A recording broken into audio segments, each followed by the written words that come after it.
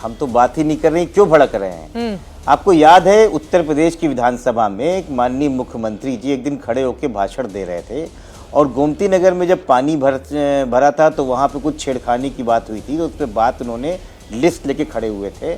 उसमें उन्होंने 2 यादव 2 मुस्लिमों का नाम लिया था, याद है ना आपको? सबने कवर किया था। हाँ। बाद में पता चला वहाँ 14 लोग थे जिसमें सिर्फ जो मुस्लिम और यादव का नाम दिया, बाकी का 8 का नाम छोड़ गए थे।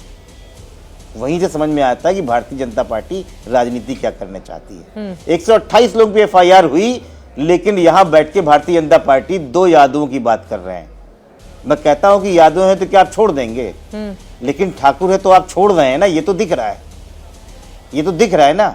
हमने तो भारतीय जनता पार्टी के ऊपर आरोप नहीं लगाया, हमने तो कहा कि जो व्यक्ति धनंजय सिंह है उसका भारतीय जनता पार्टी के साथ संबंध है। आलोक सिंह की गिरफ्तारी हुई भी अमित शाह जी के साथ बैठी थी, वो भी मिलने गए। हाँ। उन्होंने 19वें इलेक्शन हुआ।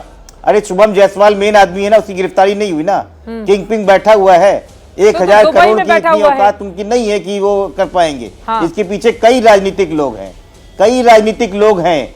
चित्रा जी, 1000 करोड़ छोटी चीज नहीं होती है।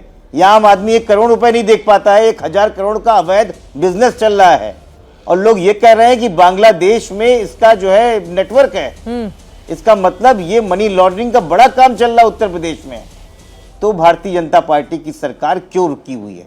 ये सिर्फ भाजपा के सिर्फ ये बताए ना क्यों रुके हुए हैं। हम तो कह नहीं रहे कि ठाकुर इसलिए बचा रहे हो, तुम ही बता रहे हो। अरे वो कह रहे हैं मैं ठाकुर हूं, कह रहे हैं कि धनंजय सिंह ने 19 में 2019 में धनंजय सिंह कह रहे हैं मैं ठाकुर हूं इसीलिए आप लोग फंसा रहे हैं। अरे हम धनंजय बोल रहे हैं, वो धनंजय सिंह का, देखिए वो धनंजय सिंह का आउटलुक है, वो ठाकुरों के हिसाब से बचना चाह रहे हैं। हम कह रहे हैं कि धनंजय सिंह ने 2019 का इलेक्शन क्यों नहीं लड़ा लोकसभा?